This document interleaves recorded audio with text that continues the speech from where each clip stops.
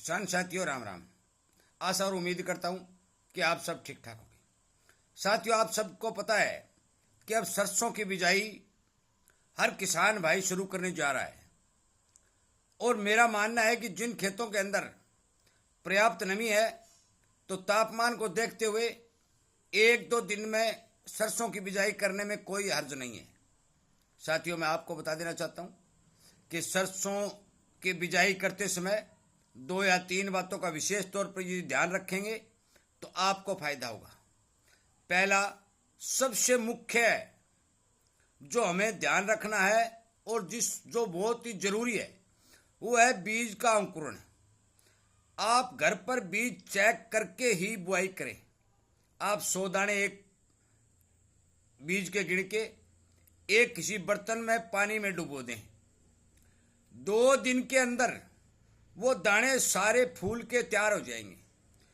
फिर उन दानों को यदि फोड़ेंगे तो उनके अंदर यदि पीली गिरी सही निकलती है तो आप मान के चलो कि बिल्कुल सही बीज है, आपका अंकुरण सही होगा। ये आपको ट्राई करना है, क्योंकि यदि आप जमीन में बोओगे तो आपको 1 हफ्ता लग जाएगा, परंतु फुला करके उसकी गिरी चेक करेंगे तो आपको उस बीज की असलियत का पता चल जाएगा। नंबर 2, बहुत से किसान भाई सरसों की बिजाई ट्रैक्टरों से करवाते हैं। उन्हें ये इस बात का ध्यान रखना है कि ट्रैक्टर के हड़ जो पिछले चलते हैं तो मैंने कुछ खेतों में देखा है कि वो बीज ली में नहीं डालते, वो ऊपर छोड़ते हैं।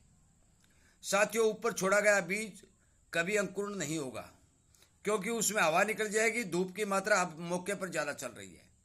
इसलिए ये चीज़ सुनिश्चित करें कि आपका बीज सही ली में जा रहा है कि नहीं जा रहा है। इस बात को चेक करना बहुत जरूरी है, अन्यथा वो बीज आप जब कोर लगाएंगे उस समय उगेगा, इतने दिन तक 1.5 महीने तक वो बीज मिट्टी में पड़ा रहेगा, नहीं उगेगा। अब बात करते हैं कि सबसे जरूरी खाद सरसों में कौन सी देनी चाहिए।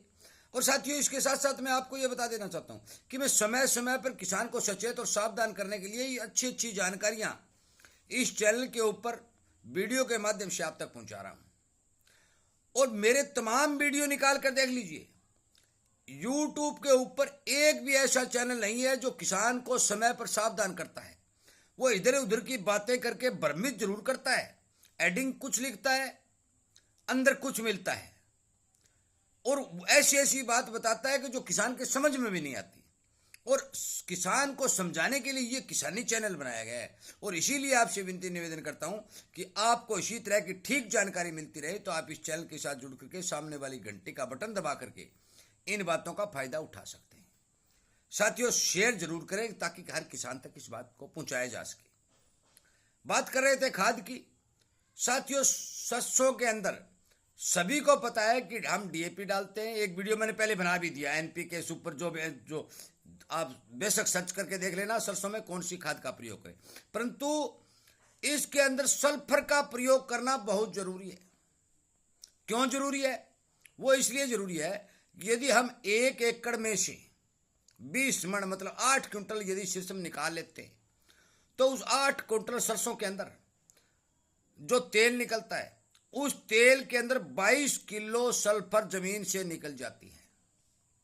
साथियों, उस सल्फर की पूर्ति करने के लिए हमें कुछ न कुछ एक्स्ट्रा सल्फर उसमें डालनी पड़ेगी, कुछ कचरा से पूर्ति हो जाएगी। सल्फर काम क्या करती है? नंबर 1, सल्फर दानों में तेल की मात्रा बढ़ाती है। नंबर 2, फंगस की बीमारियों को रोकती है। और सबसे महत्वपूर्ण कार्य है, हमारे भारत के अंदर बहुत से बड़े एरिया में जो खारा पानी है उस खारे पानी को तोड़ने में सल्फर का बहुत बड़ा योगदान है। इसलिए आप सल्फर का प्रयोग जरूर करें, चाहे दाल वाली का करें, चाहे 80% जो पाउडर फॉर्म में या भुजिया फॉर्म में आ रही है उसका करें, चाहे 90% वाली का करें। सल्फर का प्रयोग सरसों के अंदर बहुत ही महत्वपूर्ण है, उसे जरूर करें। आप 10 किलो, 5 किलो, 15 किलो, आप अपनी क्षमता के हिसाब से उस सल्फर का प्रयोग प्रति एकड़ के हिसाब से करें। यदि 5 किलो प्रति एकड़ डालते तो 5 किलो कोर में डाल दीजिएगा। यदि 10 किलो डाल दी तो कोई बात नहीं, कोर में यदि आप ना भी डाले तो भी काम चलेगा। और मैं रेट भी आपको बता देना चाहता हूँ कि दाल वाली सल्फर के रेट 35-40 रुपए किलो हैं, जो 90% वाली आती है। और यदि आप पाउडर फॉर्म या भुजिया फॉर्म वाले लेते हैं तो 3 किलो की थैली 260, 270 और 300 रुपए तक कुछ दुकानदार दे रहे हैं। साथियों, मैं आपसे विनय निवेदन करता हूं कि अपने खेत के अंदर, जिस खेत में सरसों की बुआई करनी है, उस खेत में सल्फर की कमी न होने दें, ताकि आपके दानों का साइज बढ़े, आपके दानों में तेल की मात्रा बढ़े और आपके दानों का भार ज़्यादा बने। इसलिए ज़्यादा से ज़्यादा इस वीडियो को शेयर करके हर किसान तक पहुंचाएं और इसी तरह की जानकारी आपको समय पर मिलती रहे तो इस चैनल के साथ जुड़ करके किसानी संगठन को बढ़ाने का काम करें, किसानी चैनल को बढ़ाने का काम करें। क्योंकि इस चैनल के ऊपर जो जरूरी जानकारी तो मिलती हैं, परंतु किसान की आवाज़ भी उठाई जाती है। आप कितने भी वीडियो निकाल के देखिए, हर वीडियो के अंदर किसान को सावधान और सचेत करने के लिए किसान का जो नुकसान हो रहा है उस बारे पूर्ण रूप से आवाज़ उठाई जा रही है। इसीलिए किसानी संगठन को बढ़ाने की कृपा करें। साथियों, वीडियो सुनने के लिए, चैनल को प्यार देने के लिए, चैनल के साथ जुड़ करके इसकी शोभा बढ़ाने के लिए, क्योंकि आपका किसानी चैनल है, मैं आपका बहुत बहुत धन्यवाद करता हूं और उम्मीद करता हूं कि आप मेरी बातों पर ध्यान देंगे और अपने खेत के अंदर जरूरी काम करेंगे। आपका बहुत बहुत धन्यवाद।